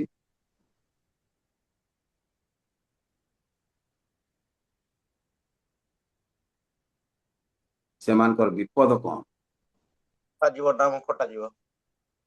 ନାଇଁ, ସେମାନଙ୍କର ବିପଦ କଣ? ସ୍ୱର୍ଗ ପ୍ରଭୁ ରାଜ୍ୟରେ ଯୀଶୁଙ୍କ ପ୍ରବେଶ କରିବେ ନାହିଁ। ସ୍ୱର୍ଗ ରାଜ୍ୟରେ ପ୍ରବେଶ କରିପାରିବେ ନା କରିପାରିବେନି? କରିପାରିବେ ନାହିଁ। ତା ମାନେ born again ଲାଇଫ ଟା ବର୍ବାଦ ହେଇଗଲା ନାଇଁ କି? ଜୀବନ ପୁସ୍ତକରେ ନାମ ଲେଖା ଥିବ, born again ତ ହେଇଛ, କିନ୍ତୁ ଏଠି ବିପଦ, ସମସ୍ତେ ସ୍ୱର୍ଗ ରାଜ୍ୟ ଯାଇପାରିବେନି ଯଦି ପ୍ରଭୁ ପ୍ରଭୁ ବୋଲି କହିଥିବା ଲୋକମାନେ। ତେବେ ତାର ଦ୍ୱିତୀୟ ଭାଗଟା ପଢନ୍ତୁ, 21 ପଦର ଦ୍ୱିତୀୟ ଭାଗଟା ପଢନ୍ତୁ। ମାତ୍ର ଯେ ମୋହର ସ୍ୱର୍ଗସ୍ଥ ପିତାଙ୍କ ଇଚ୍ଛା ସାଧନ କରେ ସେ ପ୍ରବେଶ କରିବ। ତେବେ କୋଉମାନେ ସ୍ୱର୍ଗ ରାଜ୍ୟକୁ ପ୍ରବେଶ କରିବେ? ତାଙ୍କ ଇଚ୍ଛାକୁ ଯେ ସାଧନ କରନ୍ତି। କଣ ସାଧନ କରିବେ? ତାଙ୍କର ଇଚ୍ଛାକୁ ସାଧନ କରିବେ। ଓକେ, ତାଙ୍କର ଇଚ୍ଛାକୁ ସାଧନ କରିବା ଅଭ୍ୟାସ ଆମମାନଙ୍କର ଅଛି ନା ନାହିଁ? ଆମେ ଈଶ୍ୱରଙ୍କୁ ବିଶ୍ୱାସ କରିଛୁ, ଯୀଶୁଙ୍କୁ ବିଶ୍ୱାସ କରିଛୁ, କିନ୍ତୁ ତାଙ୍କର ଇଚ୍ଛା ସାଧନ କରିବା ଜୀବନ ଆମ ପାଖରେ ଅଛି ନା ନାହିଁ? ନାହିଁ। ନା ଯଦି ନାହିଁ, ଆମେ କୋଉଠି ରହିବା? ପ୍ରଥମ ଭାଗରେ 21 ପଦର ପ୍ରଥମ ଭାଗରେ ରହିବା ନା 21 ପଦର ଦ୍ୱିତୀୟ ଭାଗରେ ରହିବା? କୋଉଠି? ପ୍ରଥମ ଭାଗରେ। ତା ମାନେ ଏଇଟା ଆମ ପାଇଁ ଭୟଭୀତ ବିଷୟ ନା ଆନନ୍ଦ କରିବା ବିଷୟ? ଭୟଙ୍କର ବିଷୟ।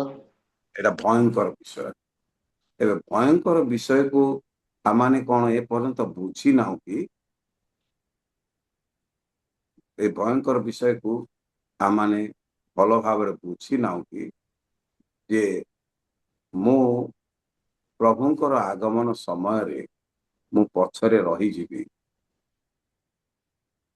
ଏଇ ଭୟଟା ଆମ ଭିତରେ ଏପର୍ଯ୍ୟନ୍ତ ଜାତ ହେଉନି କାହିଁକି?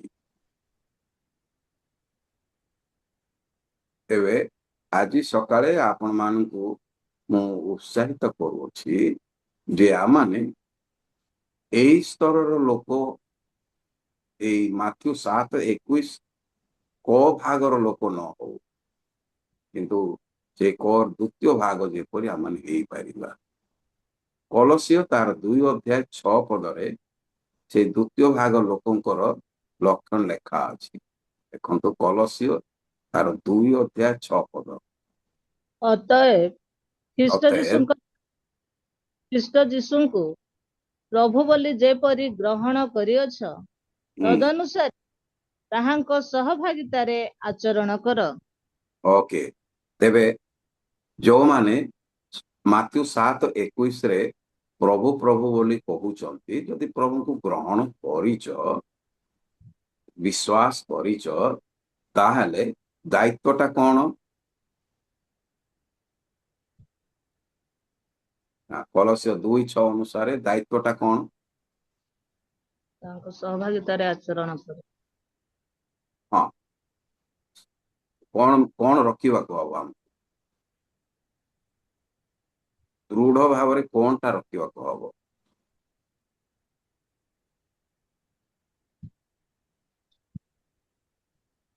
ଖ୍ରୀଷ୍ଟ ଯୀଶୁଙ୍କୁ ପ୍ରଭୁ ବୋଲି ସହଭାଗିତା ମାନଙ୍କୁ ରଖିବାକୁ ହବ। ଏବେ ପ୍ରଭୁଙ୍କର ସହିତ ସହଭାଗିତା ରଖିକି ମୁଁ ବେଖାତିର ଜୀବନ ଯାପନ କରିପାରିବି କି? এটা এলাও না এলাও না? এলাও ନାହିଁ। এলাও না। যদি এଲାଉ ନାହିଁ ତାହେଲେ ମତେ କଣ କରିବାକୁ ହବ? ମାଥ୍ୟୁ 7:21 ର ଦ୍ୱିତୀୟ ଭାଗ ଅନୁସାରେ ମତେ କଣ କରିବାକୁ ହବ? ତାଙ୍କ ଇଚ୍ଛାକୁ ସାଧନ କରୁ। ହଁ, ତାଙ୍କ ଇଚ୍ଛାକୁ ସାଧନ କରିବି। ସାଧନ ଶବ୍ଦଟାର ଅର୍ଥ କଣ? ଦିନେ ଦିନେ କରିବି, ଦିନେ ଦିନେ କରିବିନି, ଏମିତି କି? ସାଧନ କରିବା ଅର୍ଥଟା କଣ? ଏଇଠି ଦାୟିତ୍ୱ ଅଛି ନା ଦାୟିତ୍ୱ ନାହିଁ? ସମ୍ପୂର୍ଣ୍ଣ ଦାୟିତ୍ୱ ରହିବା ଆବଶ୍ୟକତା। ପ୍ରତି ମୁହୂର୍ତ୍ତ ପ୍ରତିଦିନ ତାଙ୍କର ସେବା କରିବା, ଆରାଧନା କରିବା, ପ୍ରାର୍ଥନା କରିବା। ତେବେ ସାଧନ କରିବା ଅର୍ଥ ପୂର୍ଣ୍ଣ ଦାୟିତ୍ୱ ଅଛି ସେଇଠି। ଦାୟିତ୍ୱ ସାଧନ କରିବା ତାହେଲେ ପୂର୍ଣ୍ଣ ଦାୟିତ୍ୱ ନେଇକି ଯେ ମୁଁ ଯଦି ପ୍ରଭୁଙ୍କର ଶିଷ୍ୟ ଏବଂ ପ୍ରକୃତ ଶିଷ୍ୟ ହେବା ପାଇଁ ମୁଁ ଚାହୁଁଛି, ତାହେଲେ ମତେ ତାଙ୍କର ଇଚ୍ଛାକୁ ସାଧନ କରିବାକୁ ହବ। ଆମର ସମାଜ ଚତୁଃପାର୍ଶ୍ୱରେ ଯୋଉମାନେ ମନ୍ଦ ଶକ୍ତିକୁ ସାଧନ କରନ୍ତି, ମନ୍ଦ ଶକ୍ତିକୁ ସାଧନ କରନ୍ତି ଏବଂ ସେମାନେ ପ୍ରତିଦିନ ବଳିଦାନ କରୁଥିବେ, ଗୁପ୍ତରେ ବଳିଦାନ କରୁଥିବେ, ନିଜର ରକ୍ତ ସେମାନେ ବଳିଦାନ କରୁଥିବେ। ସେମାନେ ସାଧନ କରୁଛନ୍ତି, ଗୋଟେ ଶକ୍ତି ପାଇବା ପାଇଁ ସେମାନେ ସାଧନ କରୁଛନ୍ତି ଏବଂ ସେଇ ଶକ୍ତି ପ୍ରାପ୍ତ ହେଲା ପରେ ସେମାନେ ଜଣାଶୁଣା ହେଇଯାଆନ୍ତି, ଇଏ ହଉଛନ୍ତି ତାର ସାଧକ। ତ ସାଧନ ଶକ୍ତିରେ ସେ ଏଇ ଶକ୍ତିଟା ପାଇଛି, ଯୋଉ ଶକ୍ତିରେ କି ସେ ଅନ୍ୟ ଲୋକମାନଙ୍କର କ୍ଷତି କରୁଛି ବା ଉପକାର ବି କରୁଛି, ସେ ଲୋକମାନଙ୍କ ମଧ୍ୟରେ ସେ ଜଣାଶୁଣା ହେଇଯାଆନ୍ତି। ସାଧକ ଜଣାଶୁଣା ହେଇଯାଆନ୍ତି। ଅନେକ ଲୋକମାନେ ଗୁପ୍ତରେ ତାଙ୍କ ପାଖକୁ ଆସନ୍ତି, ଯେ ସାଧକକାର ଯୋଉମାନେ ଅନ୍ଧକାର ଶକ୍ତିକୁ ସାଧନ କରନ୍ତି, ସେମାନଙ୍କ ପାଖକୁ ଅନେକ ଲୋକ ଆସନ୍ତି ତାଙ୍କର ଭଲ ମନ୍ଦ ବିଷୟ ବୁଝିବା ପାଇଁ।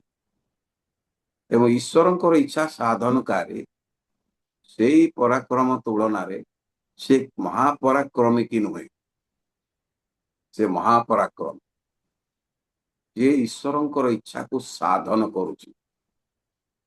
କେମିତି ସାଧନ କରୁଛି? କଣ କରିବା ଦ୍ୱାରା ସେ ସାଧନ କରିବ? ସାଧନ କାର୍ଯ୍ୟଟା କେମିତି ସାଧିତ ହୁଏ? ବେଳେ ବେଳେ କଲେ ସାଧିତ ହବ ନା ସର୍ବଦା କଲେ ସାଧିତ ହବ? ସର୍ବଦା କଲେ ସାର୍। ସର୍ବଦା କଲେ। ତେବେ ଆମେ ଈଶ୍ୱରଙ୍କର ସର୍ବଦା ଆଜ୍ଞା ଗୁଡାକ ପାଳନ କରୁଛୁ କି? ସର୍ବଦା ଆମେ କରୁଛୁ ଠିକ, କିନ୍ତୁ ସର୍ବଦା ଆମେ ପାଳନ କରୁଛୁ କି? ପ୍ରଥମେ ଜାଣିବା ଯେ କଣ କଣ ବିଷୟ ସର୍ବଦା ମତେ କରିବାକୁ ହବ। ତାମାନେ ସାଧକଙ୍କ ପାଖରେ ଛୁଟି ନାହିଁ, ଅବହେଳା ନାହିଁ, ଖାମ ଖିଆଲ ନାହିଁ, ଅଳସୁଆ ନାହିଁ। ସେ ସାଧକ। ଓକେ, କଣ କଣ ସାଧନ କରିବ? ତ ପ୍ରଥମ ଥେସଲୋନିକି 5 ଅଧ୍ୟାୟକୁ ଯିବା, ତାହେଲେ ସେଇଠି ଆମମାନଙ୍କର କିଛି ସୂଚନା ମିଳିବ ଯେ ଆମମାନଙ୍କୁ ଅଲୱେଜ କମାଣ୍ଡ ଗୁଡାକ ଆମେ କଣ କଣ ପାଳନ କଲେ ଆମେ ପ୍ରଭୁଙ୍କର ଇଚ୍ଛାକୁ ସାଧନ କରିବାକୁ ପାରିବା। ପ୍ରଥମ ଥେସଲୋନିକି 5 ଅଧ୍ୟାୟ। କିନ୍ତୁ ହେ ଭାଇମାନେ, ନାଇଁ 16 ପଦକୁ ଦେଖ। ସର୍ବଦା ଆନନ୍ଦ କର। ହଁ, କଣ କରିବ? ସର୍ବଦା ଆନନ୍ଦ କରିବ। ତେବେ ଯିଏ ପ୍ରଭୁଙ୍କର ଇଚ୍ଛା ସାଧନ କରେ, ଯିଏ ସର୍ବଦା ପ୍ରଭୁଙ୍କ ନିକଟରେ ପ୍ରାର୍ଥନା କରେ, ସର୍ବଦା ତାର ଲକ୍ଷଣଟା କଣ? ସର୍ବଦା ଆନନ୍ଦ କରିବ। ସର୍ବଦା ଆନନ୍ଦ କରିବ ହେଉଛି ଜଣେ ସାଧକ ପ୍ରଭୁଙ୍କର ଇଚ୍ଛା ଯିଏ ସାଧନ କରୁଛି ସେଇ ଲୋକର ଲକ୍ଷଣ। ସର୍ବଦା ଯିଏ ସଦା ପ୍ରଭୁଙ୍କର ଇଚ୍ଛା ସାଧନ କରେ ସେ ସର୍ବଦା ଆନନ୍ଦ କରେ। ସେ ତାଙ୍କ ପ୍ରଭୁଙ୍କ ଠାରେ ଆନନ୍ଦ କରେ ଏବଂ ପ୍ରଭୁଙ୍କ ଠାରେ ଆନନ୍ଦ କରିବା ଲୋକ କଣ ପାଇବ?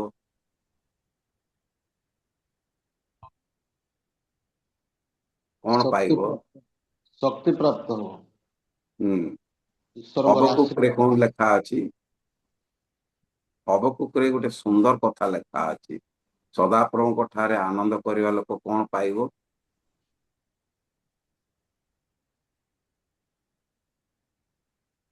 ସେ ନୂଆ ନୂଆ ବଳ ପାଇବ। ସଦାପ୍ରଭୁଙ୍କ ଠାରେ ଆନନ୍ଦ କରିବା ହିଁ ମୋର ବଳ। ଏବେ ମୋର ବଳ ଆସିବ କୋଉଠୁ? ଈଶ୍ୱରଙ୍କର ସାନ୍ନିଧ୍ୟକୁ ସାଧନ କରିବା ଲୋକଙ୍କ ପାଖରେ ସେଇ ବଳଟା ଅଛି। ଯଦି ପ୍ରାର୍ଥନା ଶ୍ରବଣକାରୀ ଈଶ୍ୱରଙ୍କ ସହିତ ମୁଁ ସର୍ବଦା ତାଙ୍କର ଇଚ୍ଛାକୁ ନେଇକି ସାଧନ କରୁଛି, ଆନନ୍ଦ କରୁଛି, ତାହେଲେ ମୋର ସମସ୍ତ ମନୋବାଞ୍ଛା ସେ ପୂର୍ଣ୍ଣ କରିବେ। ହାଲେଲୁୟା। ତେବେ ପ୍ରଭୁ ଆମମାନଙ୍କୁ ସେଇ ମନ, ସେଇ ଜୀବନ, ସେଇ ଇଚ୍ଛା ଦିଅନ୍ତୁ ଯେପରି ତାଙ୍କର ଇଚ୍ଛା ସାଧକ ମୁଁ ହେବି। ତେବେ ତାଙ୍କର ଇଚ୍ଛା ଯଦି ମୁଁ ସାଧନ କରିବି ତାହେଲେ ମୋର ଗ୍ୟାରେଣ୍ଟି ଅଛି, ମୋର ନାମ ଜୀବନ ପୁସ୍ତକରେ ଅଛି।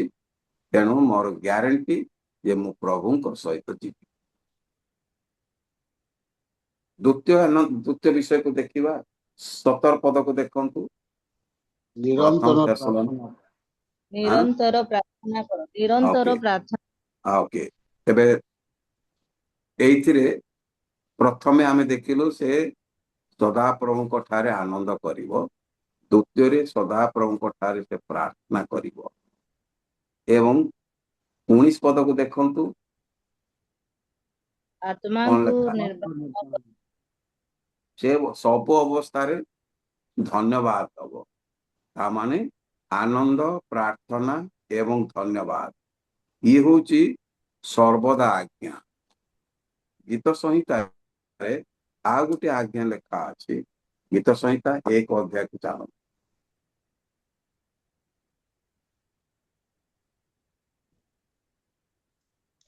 ଗୀତ ସଂହିତା 1 ଅଧ୍ୟାୟ 2 ପଦକୁ ଦେଖନ୍ତୁ। ମାତ୍ର ସଦାପ୍ରଭୁଙ୍କ ବ୍ୟବସ୍ଥାରେ ଯାହାର ଆମୋଦ ଥାଏ ଓ ଯେ ଦିବାରାତ୍ର ତାହାଙ୍କର ବ୍ୟବସ୍ଥା ଧ୍ୟାନ କରେ ସେ ଧନ୍ୟ। ଓକେ। ଅବିକା ଏଇ ଗୋଟେ ଅଲୱେଜ କମାଣ୍ଡ। এটা ଅଲୱେଜ କମାଣ୍ଡରେ କଣ ଅଛି ଏଇଠି? ଗୀତ ସଂହିତା 1 ଅଧ୍ୟାୟ 2 ପଦରେ ସର୍ବଦା କଣ କରିବାକୁ ହବ? ଆମୋଦ। ବ୍ୟବସ୍ଥା ଧ୍ୟାନ କରିବାକୁ। ବ୍ୟବସ୍ଥା ଧ୍ୟାନ କରିବ। ବ୍ୟବସ୍ଥା ଧ୍ୟାନ କରିବା କଣ? ସେ ବାକ୍ୟ ପଢିବ ନା ପଢିବନି? ପଢିବ ଆଜ୍ଞା। ହଁ, କେତେ ପଢିବ? ଦିବାରାତ୍ର ଲେଖା। ପୁରା 66ଟା ପୁସ୍ତକ ପଢିବ ନା ପଢିବନି? ପଢିବାକୁ ପଡିବ। ପଢିବାକୁ ପଡିବ। ଏବେ 66ଟା ପୁସ୍ତକ ପଢିବା ପାଇଁ ତାର ସାଧନ ଥିବା ଦରକାର। ତାମାନେ ପ୍ରତ୍ୟେକ ପୃଷ୍ଠାରେ ସେ କାହାକୁ ଦେଖିବା ପାଇଁ ସେ ପଢିବ, କାହା ସାଙ୍ଗେ ସମ୍ପର୍କ ରଖିବ ସେ ପ୍ରତ୍ୟେକ ପୃଷ୍ଠାରେ? ପରମେଶ୍ୱରଙ୍କ ସହିତ। ପରମେଶ୍ୱରଙ୍କ ସମ୍ପର୍କ ରଖିବ। ପରମେଶ୍ୱରଙ୍କ ସାଙ୍ଗେ କଣ ପାଇଁ କରିବ? କଣ ପାଇଁ କରିବ? ତାଙ୍କର ଇଚ୍ଛାକୁ ସାଧନ କରିବା ପାଇଁ।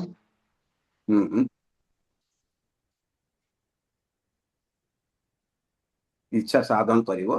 ତାଙ୍କର ଇଚ୍ଛା ସାଧନର ଲକ୍ଷ୍ୟଟା କଣ? ଜୀବନ ପୁସ୍ତକରେ ନାଁ କଟିବନି। ସେ ବିଶ୍ୱାସର ଲକ୍ଷ୍ୟଟା କଣ? प्रथम पीतर 1:9 को जातु। प्रथम पीतर 1:9। ଆନନ୍ଦିତ ହୋଇ ତୁମ୍ଭମାନଙ୍କର ବିଶ୍ୱାସର ଲକ୍ଷ୍ୟ ଯେ ଆତ୍ମାର ପରିତ୍ରାଣ ତାହା ପାଉଛ। ତେବେ ବିଶ୍ୱାସର ଲକ୍ଷ୍ୟଟା କଣ? ପରିତ୍ରାଣ, କାହାର ପରିତ୍ରାଣ? ଆତ୍ମାର ପରିତ୍ରାଣ। ଆତ୍ମାର ପରିତ୍ରାଣ। ତେବେ ଜଣେ ବିଶ୍ୱାସୀ, ଜଣେ ସାଧକ ତାର ଲକ୍ଷ୍ୟ କଣ ରଖିବ? ଆତ୍ମାର ପରିତ୍ରାଣ। ଆତ୍ମାର ପରିତ୍ରାଣ। ଆତ୍ମାର ପରିତ୍ରାଣ କଣ? ବିଶ୍ୱାସର ଲକ୍ଷ୍ୟ ହଉଛି ଆତ୍ମାର ପରିତ୍ରାଣ। ମୁଁ ବିଶ୍ୱାସ କରିଛି, ମୁଁ ଈଶ୍ୱରଙ୍କୁ ବିଶ୍ୱାସ କରିଛି, ପ୍ରାର୍ଥନା ଶ୍ରବଣକାରୀ ଈଶ୍ୱରଙ୍କୁ ବିଶ୍ୱାସ କରୁଛି, ମୁଁ ବାକ୍ୟ ରୂପୀ ପରମେଶ୍ୱରଙ୍କୁ ବିଶ୍ୱାସ କରୁଛି, ମୁଁ ସର୍ବଦା ଆନନ୍ଦ କରୁଛି, ସର୍ବଦା ଇଏ କରୁଛି, ସର୍ବଦା ସର୍ବଦା ସର୍ବଦା ସେ ପ୍ରଭୁଙ୍କ ସାଙ୍ଗରେ ଚାଲିଛି ଏବଂ ଇଚ୍ଛା ସାଧନ କରୁଛି। ଏବଂ ଏଇ ଲୋକଟା କଣ ପାଇବ? ଏ ଲୋକଟା ସର୍ବଦା ଯିଏକି ପ୍ରଭୁଙ୍କର ବାକ୍ୟ ସାଧନ କରୁଛି, ପ୍ରଭୁରେ ଆନନ୍ଦ କରୁଛି, ପ୍ରାର୍ଥନା କରୁଛି, ଧନ୍ୟବାଦ ଦଉଛି, ୟାର ଲାଭ କଣ ହବ? ପରିତ୍ରାଣ ପାଇବ। କାହାର ପରିତ୍ରାଣ? ଆତ୍ମାର ପରିତ୍ରାଣ। ଆତ୍ମାର ପରିତ୍ରାଣ। ଆତ୍ମାର ପରିତ୍ରାଣ ପାଇବା ପାଇଁ ଏତେ ସାଧନ କରୁଛି। ଆତ୍ମାର ପରିତ୍ରାଣ ପାଇବା ଅର୍ଥଟା କଣ? ଜୀବନ ପୁସ୍ତକର ନାମ ଲେଖା। ନାଇଁ, ଆତ୍ମାର ପରିତ୍ରାଣର ଅର୍ଥଟା କଣ?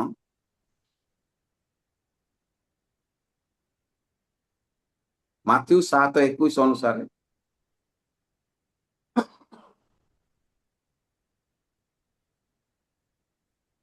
ସେମାନେ କୁଆଡେ ଯିବେ?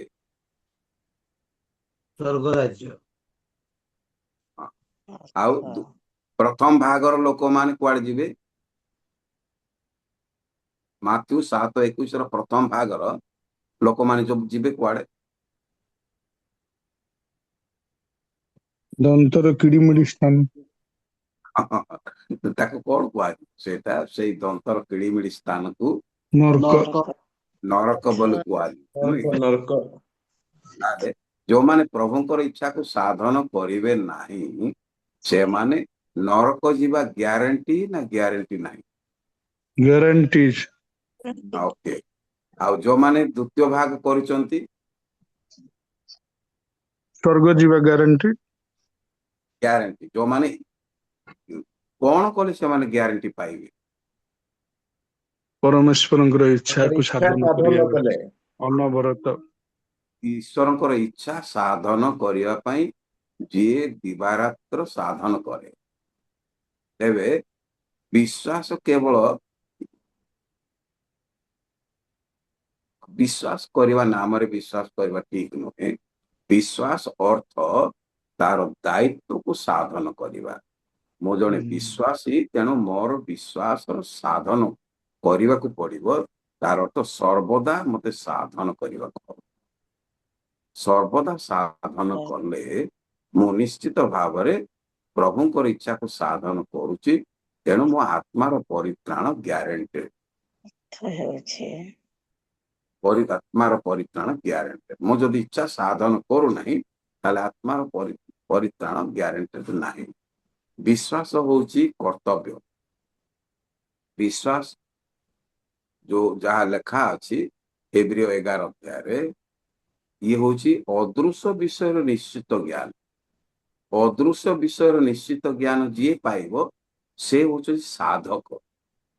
ଯିଏ ସାଧନ କରୁଛି ଅଦୃଶ୍ୟ ବିଷୟକୁ, ଯିଏକି ଅଦୃଶ୍ୟ ବିଷୟକୁ ସାଧନ କରୁଛି, ସେ ତାର ଆତ୍ମାର ପରିତ୍ରାଣ ସୁନିଶ୍ଚିତ ପାଇବ। ତ ଅନେକ ତାଙ୍କ ଜୀବନରେ ପ୍ରାର୍ଥନା ଉଦ୍ଘାଟନ କଲେ ଏବଂ ପ୍ରାର୍ଥନା ଶ୍ରବଣକାରୀ ପରମେଶ୍ୱରଙ୍କୁ ଦାଉଦ ବିଶ୍ୱାସ କଲେ। ଅନେକ ଲୋକ ବିଶ୍ୱାସ କରୁଛନ୍ତି, ବର୍ତ୍ତମାନ ଆମେ କରୁଛୁ, ପ୍ରଭୁ ଆମକୁ ସୁଯୋଗ ଦେଇଛନ୍ତି ତାଙ୍କର ଅନୁଗ୍ରହରେ। ଖ୍ରୀଷ୍ଟ ଯୀଶୁଙ୍କ ଠାରେ ଏଇ ସୁଯୋଗ ଆମେ ପାଇଛୁ। କିନ୍ତୁ ତାଙ୍କର ଇଚ୍ଛାକୁ ସାଧନ କରିବା ଆମର ଲକ୍ଷ୍ୟ ହଉ ଏବଂ ଆମର ଇଚ୍ଛା ହଉ ଲକ୍ଷ୍ୟ ହଉ ପ୍ରାର୍ଥନା ରହୁ ଯେ ଆତ୍ମାର ପରିତ୍ରାଣ ମୁଁ ଯାହା ବିଶ୍ୱାସ କରୁଛି ମୁଁ ଦିବାରାତ୍ର ଯାହା ବି କରୁଛି ତାର ଲକ୍ଷ୍ୟ ହଉଛି ମୋର ଆତ୍ମାର ପରିତ୍ରାଣ। ତେବେ ଆତ୍ମାର ପରିତ୍ରାଣ ମୁଁ ନିଜେ ଉଦ୍ଧାର କରିପାରିବି ନାହିଁ। ଆତ୍ମାର ପରିତ୍ରାଣ କର୍ତ୍ତାଙ୍କୁ ମୁଁ ବିଶ୍ୱାସ କରିଛି ମୁଁ ତାକୁ ସାଧନ କରିବି।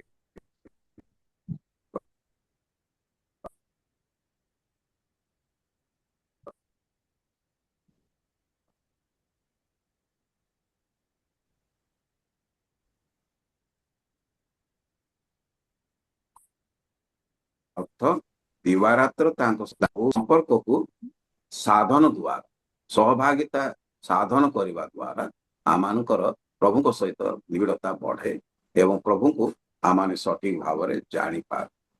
ପ୍ରଭୁ ଆଜି ପାଇଁ ଏତିକି ପାଇଁ ଆଶୀର୍ବାଦ କରନ୍ତୁ ଏବଂ ଆଗାମୀ ଦିନରେ ସୁଯୋଗ ପାଇଲେ ପୁଣି କଣ୍ଟିନ୍ୟୁ କରିବା।